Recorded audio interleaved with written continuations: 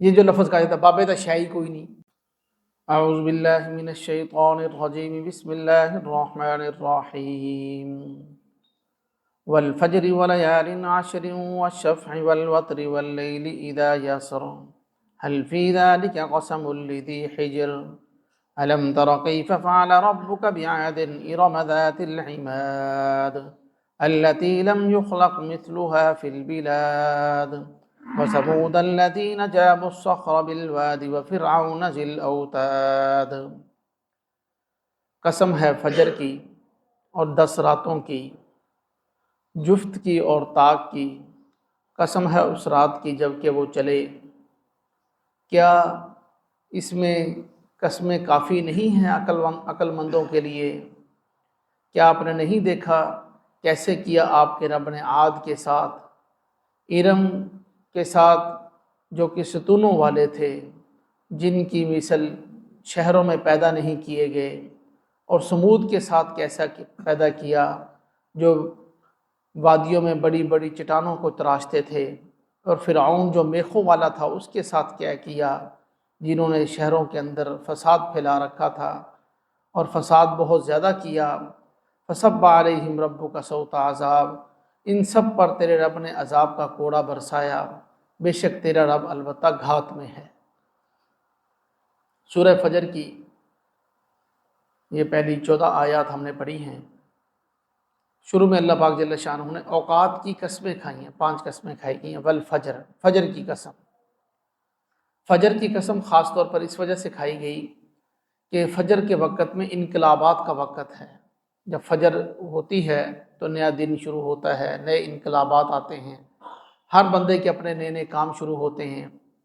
اور 10 راتوں کی، یہ ذی الحجہ کی 10 راتیں مراد ہیں، یکم سے لے کر 10 ذی الحجہ تک، ذی الحجہ کی 10 راتیں مراد ہیں، ان کی اللہ پاک نے قسم کھائی ہے، اس وجہ سے کہ ان راتوں کی بہت زیادہ اہمیت ہے۔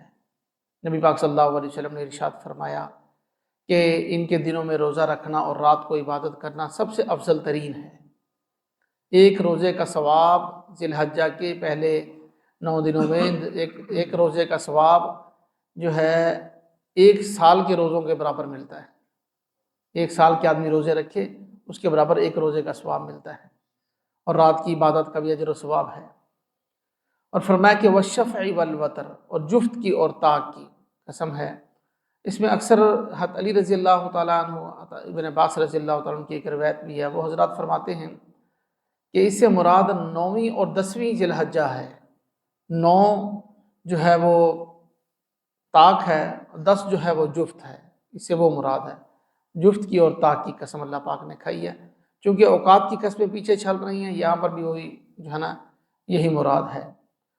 اور 10 کو خاص طور پر ذکر کیا، والوتر والشفع والوتر، جو ہے شفع کہتے ہیں جفت کو، 10ویں ذی الحجہ کی رات کو اسپیشل طور پر ذکر کیا، 10ویں ذی الحجہ کو ذکر کیا، بلکہ اس لیے کہ 10 ذی الحجہ جو ہے نا یہ پورے سال میں ایسا دن ہے، اس جیسا دن پورے سال میں نہیں ہوتا، یعنی حج اسی دن ہوتا ہے 10 ذی الحجہ کو، وقوف عرفہ 10 ذی الحجہ کو، 9 ذی الحجہ کو وقوف عرفہ ہے۔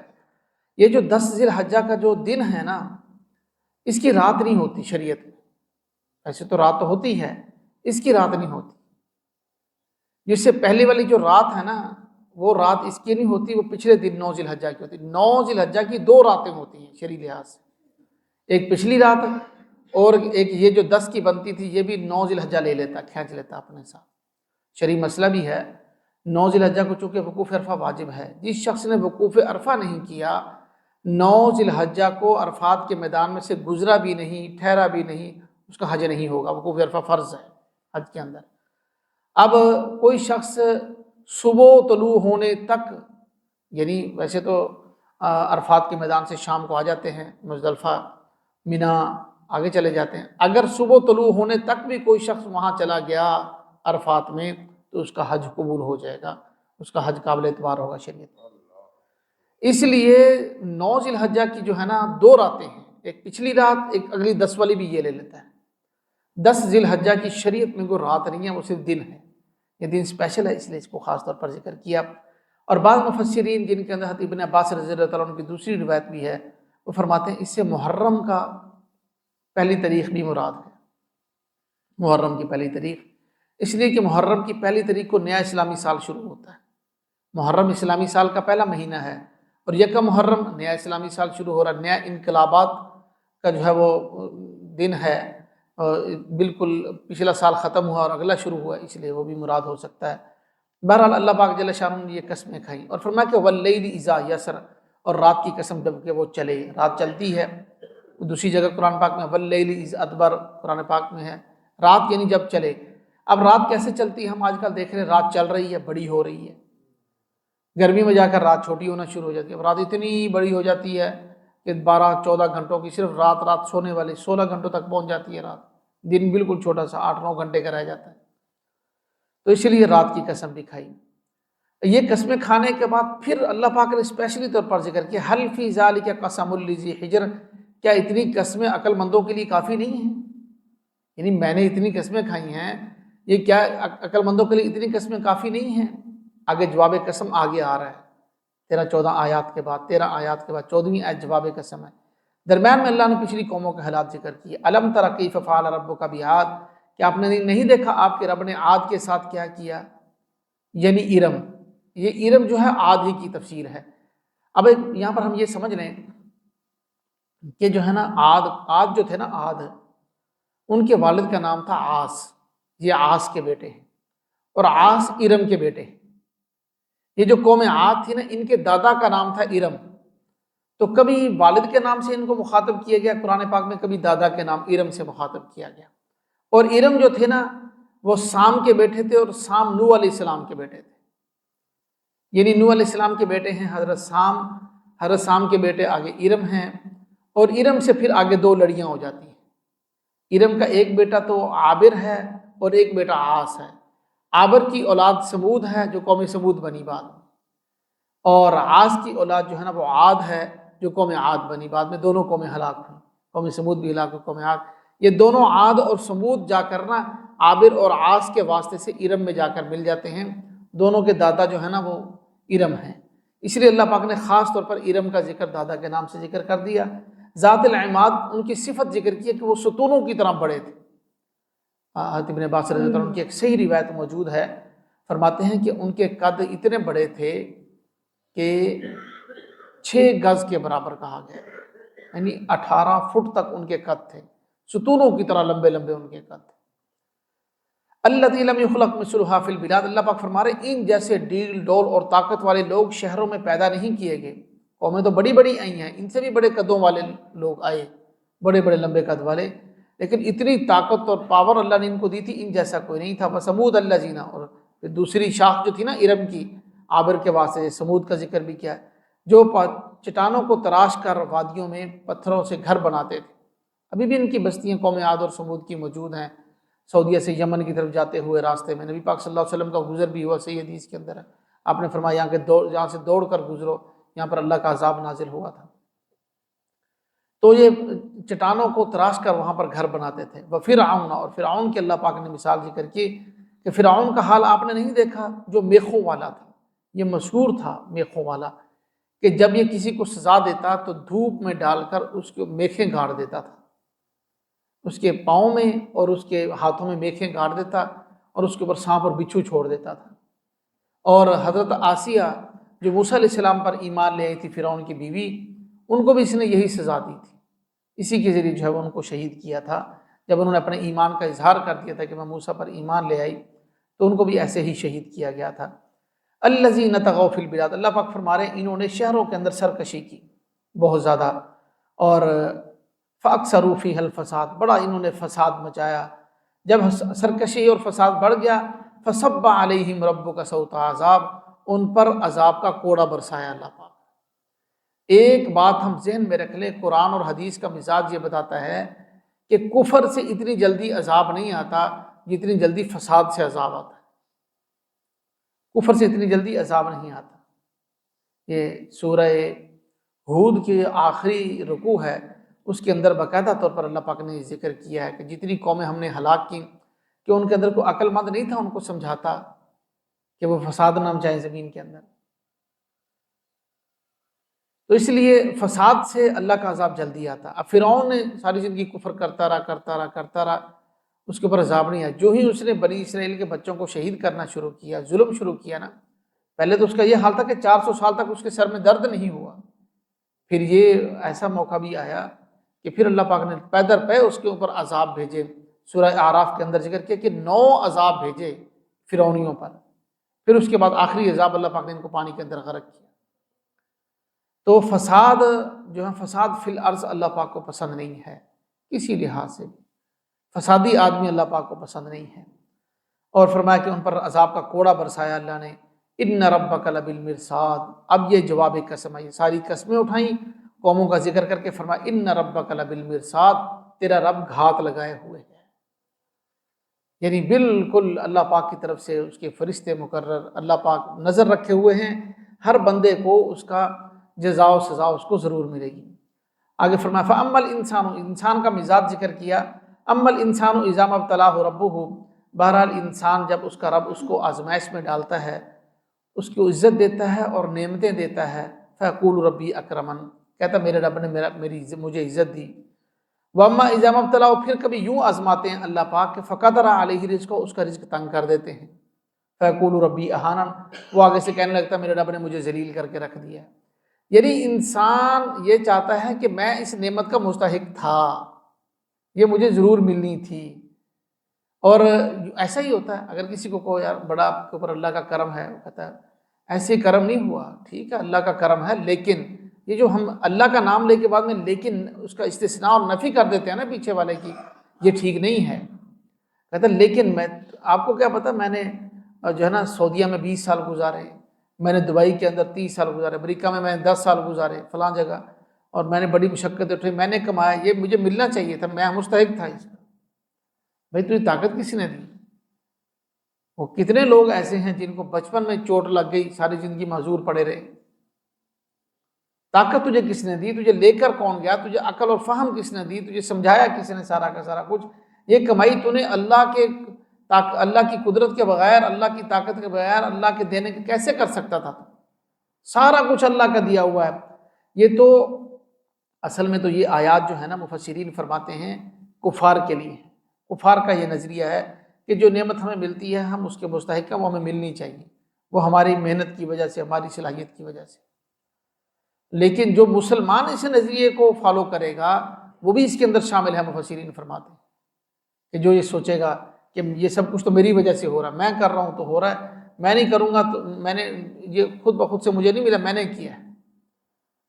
بظاہر پردے ہیں، بظاہر اللہ پاک، اللہ نے محنت کے ساتھ چیزوں کے ساتھ جوڑا ہے، لیکن پیچھے پردوں کے پیچھے اللہ پاک کی طاقت اور قدرت کار فرما ہے۔ اللہ پاک دینے والے ہیں، اللہ پاک ہی دیتے، اللہ کے سوا کوئی نہیں دے سکتا۔ فرمایا کہ کلا بل تکرمون الیتیم، کیوں نہیں تم یتیم کا اکرام کرتے؟ یتیم کی صرف کفالت نہیں کرنی، اس کو عزت بھی دینی ہے۔ اکرام عزت کو کہتے ہیں، یہ قرآن ہمیں سمجھا رہا ہے۔ کبھی یتیم کو بوجھ نہ سمجھا جائے کہ یار یہ مر گیا ہے، ہمارا داماد تھا وہ فوت ہو گیا، یہ اس کی اولاد ہے، یہ یتیم ہے، بس ایسی اس نے تنگ کیا ہوا ہے، فلاں فلاں، ایسی باتیں ہم کرتے ہیں۔ جھڑک دیا اس کو، ایک سائڈ پہ کر دیا، اپنے بچوں کو سینے سے لگایا ہوا اس کو جھڑک دیا۔ نبی پاک صلی اللہ علیہ وسلم کے تو بے شمار واقعات تھا کہ یتیموں کو اپنے کندھے پہ اٹھا کر عید پڑھانے کے لیے لے کر گئے، اور آپ صلی اللہ علیہ وسلم نے فرمایا کہ انا وکافل الیتیمین یتیمی ہاکذا، میں اور یتیم کی کفالت کرنے والا جنت میں ایسے ہوں گے جیسے یہ 2 انگلیاں۔ تو اس لیے یتیم کو اکرام بھی کرنا ہے، صرف اگر کسی کو دینا ہے تو عزت کے ساتھ دینا ہے، بے عزتی کے ساتھ نہیں دینا۔ ولا تحاضون علی طعام المسکین، اور کھانا کھلانے کے اوپر تم لوگ مسکین کو کھانا کھلانے پر ابھارتے نہیں ہو۔ کھانا کھلانا جو ہے نا اللہ کو بڑا پسند ہے، اس ٹاپک کو چھڑا نہیں جاتا، یقین مانیں، بہت پسند ہے۔ اچھا کچھ لوگوں کو بھی طبی طور پر یہ بڑا پسند ہوتا ہے کہ کسی کو کھلائیں، راستہ چلتے کو بلا کر۔ سب سے پہلے مہمان نوازی دنیا میں ابراہیم علیہ السلام سے شروع ہوئی۔ ابراہیم علیہ السلام کھانا ہی نہیں کھاتے تھے جب تک وہ مہمان نہ ڈھونڈ لیتے، مہمان آتا اس کے لیے کھانا، اس کو کھانا کھلاتے۔ یہ جو حلب شہر ہے ملک شام کا، یہ حلب کا نام ہی اسی وجہ سے پڑا حلب، کہ یہ پرانا شہر ہے، ابراہیم علیہ السلام یہاں رہتے تھے، یہاں انہوں نے مہمان نوازی کی داستانیں چھوڑی ہیں۔ بکریاں تھیں، ان کا دودھ، حلب دودھ کو کہتے ہیں، بکریوں کا دودھ دونا دودھ کو کہتے ہیں حلیب، دودھ کو کہا جاتا ہے۔ اب یہ دودھ دو کر مہمانوں کی مہمان نوازی کیا کرتے تھے ابراہیم علیہ السلام، اس وجہ سے اس شہر کا نام ہی حلب پڑ گیا۔ ابھی وہ پہاڑیاں، وہ کھنڈرات، وہ علاقے موجود ہیں حلب کے اندر، ملک شام میں، جہاں پر یہ ابراہیم علیہ السلام یہاں پر رہتے تھے۔ پرانا قدیم شہر ہے۔ تو اس لیے مسکینوں، اگلی سورۃ البلد آ رہی ہے، اس کے اندر بھی مسکین کو کھانا کھلانے کا خاص طور پر، پیچھے بھی ہم پڑھ کر آئے ہیں، تقریباً تھوڑی سی دیر کے بعد پھر اللہ پاک مسکین کا ذکر کھانا کھلانے کا ضرور فرماتے ہیں۔ اس لیے ہم کوشش کیا کریں، اللہ پاک ہمیں توفیق دینا، تو ہفتے میں ایک بار، 15 دن میں ایک بار، نہیں تو کم از کم آخری درجہ مہینے میں ایک بار تو کسی مسکین کو کھانا ضرور کھلایا کریں۔ اور ہم نے اپنی طرف سے نہیں کھلانا، کنجوسی اللہ پاک کو پسند نہیں ہے، اللہ پاک کو سخاوت پسند ہے، خود اللہ پاک پسند ہے، سخی ہیں۔ ان اللہ تعالیٰ جواد یحب الجود، اللہ پاک جل شانہ وہ خود سخی ہیں، سخاوت کو پسند فرماتے ہیں۔ اس لیے یہ جو ہے نا، یہ بات ضروری ہے کہ ہم کھانا کھلائیں، کسی مسکین کو کھانا کھلا دیں۔ اس کے لیے کسی کا مذہب، کسی کا کچھ دیکھنے کی ضرورت نہیں ہے، کسی کو بھی کھانا کھلا سکتے ہیں، کسی بھوکے کو۔ فرمایا کہ وَتَأْكُلُونَ التُّرَاثَ أَكْلًا لَمًّا، اور تم وراثت کے مال کو جو ہے سمیٹ کر سارا کا سارا کھا جاتے ہو۔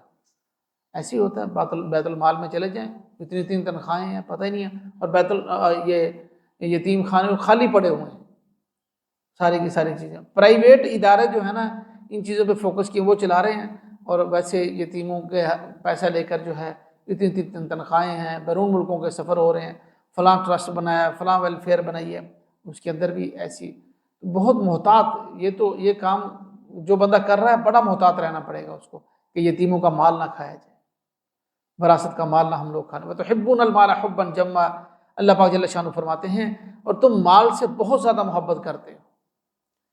نفس جو ہے نا، شیطان بندے کو اللہ سے دور کرتے ہیں، اسی طرح ایک مال بھی چھوٹا سا، مال جس طرح خیر ہے نا، اس طرح دشمن بھی ہے بندے کا، یہ بندے کو مال بھی اللہ سے دور کرتا ہے۔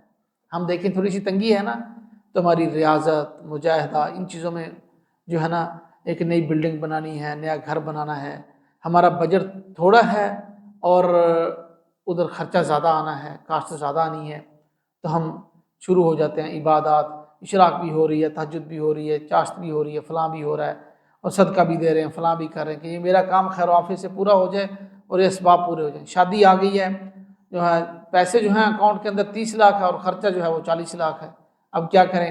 اب اس کے لیے جو ہے نا دعائیں مانگ رہے سب۔ جب ہو گیا، تھوڑے سے پیسے زیادہ آ گئے، پھر ہم دیکھتے نہیں کسی کی طرف، آنکھیں ماتھے پہ آ جاتی ہیں۔ تو اللہ پاک جل، تم مال سے بڑی محبت کرتے ہو، اللہ پاک فرما رہے، انسان کا مزاج بیان کیا نا۔ کلا، سن لو، اب آگے قیامت کے حالات، اذا دکت الارض دکا دکا، جب زمین پست کر دی جائے گی کوٹ کوٹ کر، بلڈنگ کی توڑی جائے نا، اس کو ریزہ ریزہ کر دیا جائے تو وہ برابر ہو جاتی ہے، ایسے زمین برابر کر دی جائے گی۔ وجاء ربک والملک صفا صفا، تیرا رب آئے گا اور فرشتے آئیں گے صف باندھے ہوئے۔ یقین مانے یہ آیتیں رونگٹے کھڑے کر دیتی ہیں۔ وجیء یومئذ بجہنم، اس دن جہنم بھی لائی جائے گی، جہنم لائی جائے گی۔ یومئذ یتذکر الانسان وانیٰ لہ الذکریٰ، جس دن انسان یاد کرے گا، اور پھر کہاں ہوگی اس کے لیے نصیحت، پھر پچھتائے گا انسان، یاد کرے گا کاش کہ میں اس وقت نصیحت پہ عمل کر لیتا۔ اللہ فرما رہے ہیں انیٰ لہ الذکریٰ، کہاں نصیحت ملے گی اس کی؟ اور پھر کیا کہے گا انسان؟ یقول یا لیتنی قدمت لحیاتی، اے کاش میں اپنی اگلی زندگی کے لیے کچھ بھیج دیتا، کچھ عمل کیا ہوتا پچھلی زندگی میں۔ فیومئذ لا یعذب عذابہ احد، اس دن اس جیسا عذاب کوئی نہیں دے سکے گا جیسا عذاب اللہ دیں گے۔ ولا یوثق وثاقہ احد، اس جیسا کوئی نہیں باندھ سکے گا جیسے اللہ باندھے گی، ایسی پکڑ فرمائیں گے۔ اور دوسری طرف یا ایتھا النفس المطمئنہ، جو نیک لوگ ہوں گے نفس مطمئنہ، ان کو کہا جائے گا ارجعی الی ربک راضیۃ مرضیہ، اپنے رب کی طرف لوٹ جا خوشی خوشی۔ فادخلی فی عبادی، میرے بندوں میں داخل ہو جا، وادخلی جنتی، اور جنت میں داخل ہو جا۔ اب دو باتیں یہاں پر ہیں، اور پھر انشاءاللہ یہ ختم کرتے ہیں اس کو۔ ایک تو یہ فرمایا گیا یا ایتھا النفس المطمئنہ ارجعی، یہ دونوں وقت ہیں، دنیا کے وقت بھی اور آخرت کے وقت بھی، یعنی یہ جو صورتحال ہے نا، یہ پس منظر موت کے وقت بھی ہوتا ہے۔ موت کے وقت بھی آپ صلی اللہ علیہ وسلم فرمایا، جب نیک روح کو فرشتے لینے کے لیے آتے ہیں، گلدستے لائے جاتے ہیں، سبز کپڑے لائے جاتے ہیں، اور لا کر جو ہے نا سامنے پھر روح جو ہے وہ نکلنا چاہتی ہے، پھر فرشتے اس کو کہتے ہیں ارجعی الی ربی کی راضیہ، خوشی خوشی اپنے رب کی طرف لوٹ جا، اور روح بھی چاہتی ہے کہ میں نکلوں جلدی اپنے رب سے ملاقات کروں۔ اور دوسرا یہ ہے کہ قیامت کے دن بھی کہا جائے گا، جب کسی کو اعمال نامہ دائیں ہاتھ میں ملے گا اسے کہا جائے گا کہ خوشی خوشی جو ہے نا جنت کے اندر چلے جاؤ۔ اور اگلی بات بڑی پتہ کی ہے، ذرا توجہ سے میری درخواست سنیں، آخری آیتیں ہیں دو، فادخلی فی عبادی وادخلی جنتی، داخل ہو جاؤ میرے بندوں میں اور داخل ہو جاؤ جنت میں۔ یہ انتہائی اہم بات ہے۔ اس کا مطلب یہ ہے کہ دخول جنت موقوف ہے اللہ کے مقرب بندوں کے ساتھ، اس کے علاوہ کوئی اور مطلب نہیں ہے، نہ ہی کسی میں نے تفسیریں چھان ماری ہے، اور مطلب نہیں ہے ان آیات کا۔ جو لوگ یہ کہتے ہیں نا کہ اللہ کے نیک بندوں کی ضرورت ہی نہیں ہے، وہ اس آیت کا کوئی اور مطلب بتائیں گے۔ یہ جو لفظ کہا جاتا ہے باب شاہی کوئی نہیں، ٹھیک ہے، ہم بھی کہتے ہیں اللہ کے مقابلے میں باب کچھ نہیں ہے، نہ باب خدا کا درجہ حاصل کر سکتے ہیں، نہ باب نبی کا درجہ حاصل کر سکتے ہیں، نہ باب صحابی کا درجہ حاصل کر سکتے ہیں، لیکن ان کے بعد صالحین کا درجہ تو حاصل کر سکتے ہیں۔ کچھ نہ کچھ تو ہیں جو اللہ کہہ رہے ہیں فادخلی فی عبادی، میرے بندوں میں داخل ہو جاؤ، کچھ نہ کچھ تو ہیں۔ اللہ کیوں کہہ رہے ہیں؟ تو یہ اس بات کا کوئی بھی خیال نہیں، کسی کتاب میں نہیں لکھا، اگر چند لوگوں نے ایسا کیا، کوئی کسی کو شرک کر رہا ہے، غیر اللہ کو سجدہ کر رہا ہے، تو اس کا کوئی بھی قائل نہیں ہے، نہ کوئی عالم قائل ہے، نہ کوئی فرقہ قائل ہے، کوئی قائل نہیں ہے اس کا، وہ ان کی اپنی من گھڑت باتیں بنائی ہوئی۔ ایک بات ذہن میں رکھنے، صحبت صالحین کے بغیر جنت کا راستہ بڑا مشکل ہو جاتا ہے۔ نیک لوگوں کی صحبت بہت ضروری ہے، نئی جنریشن کو پتہ ہی نہیں ہے کہ بزرگوں کی صحبت کیا ہوتی ہے۔ سب یہ تو چلو سورۃ فجر کی آخری آیت ہے، میں درخواست کروں گا کہ اس کو الگ سے بھی جا کر ساتھی جو ہے اس کو پڑھنے کی کوشش کریں۔ ہم دیکھیں، ہم روزانہ 27-29 مرتبہ ہر رکعت میں سورہ فاتحہ پڑھتے ہیں۔ اللہ نے فرمایا کہ یہ دعا کرو، اہدنا الصراط المستقیم، سورۃ فاتحہ میں پڑھتے ہیں، یا اللہ مجھے سیدھا راستہ دکھا۔ اب سیدھے راستے کی ڈیفینیشن اللہ نے کیا کیا، اس کی تعریف اور تفسیر کیا کیا، صراط الذین انعمت علیہم، جن لوگوں پر تیرا انعام نازل ہونا ان کا راستہ۔ اللہ نے افراد کے ساتھ، اپنے نیک بندوں کے ساتھ، انعام یافتہ لوگوں کے ساتھ صراط مستقیم کو جوڑا ہے۔ اللہ صراط القرآن بھی کہہ سکتے تھے، صراط الحدیث بھی کہہ سکتے تھے، ڈائریکٹ قرآن و حدیث پڑھو بس۔ ہم بھی کہتے ہیں ڈائریکٹ پڑھو، اس میں کوئی حرج نہیں، ہر کوئی کہتا ہے کہ پڑھو ڈائریکٹ قرآن و حدیث، لیکن قرآن و حدیث کو سمجھنے کے لیے پھر نیک صحبت کی ضرورت پڑے گی، پھر استاد کی ضرورت پڑے گی، ورنہ اللہ ڈائریکٹ قرآن اتار دیتے، نبی کو نہ بھیجتے۔ اس لیے افراد کے ساتھ دین کو جوڑا گیا ہے۔ بھائی اس دور میں تو خاص طور پر یہ سمجھیں کہ یوں آیت کا تو نا یہ لفظ پتہ نہیں کہنا چاہیے، یعنی فرض کا درجہ ہو گیا ہے کہ ہمیں کسی اللہ والے کے ساتھ ہمارا تعلق ضروری ہے، ورنہ ہم فتنوں سے نہیں بچ سکیں گے۔ واقعی میں اللہ والا ہو، سنت کا پابند ہو، جو اپنے ساتھ لوگوں کو نہ جوڑے مال حاصل کرنے کے لیے، جو لوگوں کا تعلق اللہ کے ساتھ جوڑے، اللہ کے ساتھ ملائے، لوگوں کو اللہ کے ساتھ جوڑے، اللہ سے تعلق، اللہ سے مانگنے والا بنائے لوگوں، شریعت کا پابند ہو۔ تو اس لیے فرمایا فادخلی فی عبادی وادخلی جنتی، میرے بندوں میں داخل ہو جاؤ، پھر جنت میں داخل ہو جاؤ۔ اللہ پاک ہم سب کو سمجھنے عمل کرنے کی توفیق عطا فرمائے۔ الحمدللہ رب العالمین، اللہم صلی علی سیدنا و مولانا محمد وعلی آل سیدنا و مولانا محمد وبارک وسلم۔ ربنا ظلمنا انفسنا وان لم تغفر لنا وترحمنا لنکونن من الخاسرین۔ یا ارحم الراحمین، یا اللہ ہم سب کے گناہوں کو معاف فرما۔ یا ارحم الراحمین، تمام مسلمانوں کے گناہوں کو معاف فرما۔ یا اللہ پوری امت کو ہدایت نصیب فرما۔ یا ارحم الراحمین، مظلوم مسلمانوں کی مدد و نصرت فرما۔ یا اللہ جتنے مسلمان وفات پا چکے ہیں سب کی بخشش فرما، تمام بیماروں کو شفا عطا فرما۔ یا ارحم الراحمین، ہم سب کو ایمان اور عافیت والی زندگی عطا فرما۔ یا اللہ جب موت کا وقت ہے خاتمہ ایمان پہ فرما دینا۔ یا ارحم الراحمین، جتنے مسلمان پریشان حال ہیں سب کی پریشانیاں دور فرما، ہم سب کی اولاد کو نیک اور فرما بردار بنا۔ یا اللہ ہم سب کو رزق حلال واسع عطا فرما۔ یا ارحم الراحمین، ہماری دعاؤں کو اپنی بارگاہ میں قبول فرما۔ وصلی اللہ تعالی علی خیر خلقہ محمد وعلی آلہ واصحابہ اجمعین، آمین۔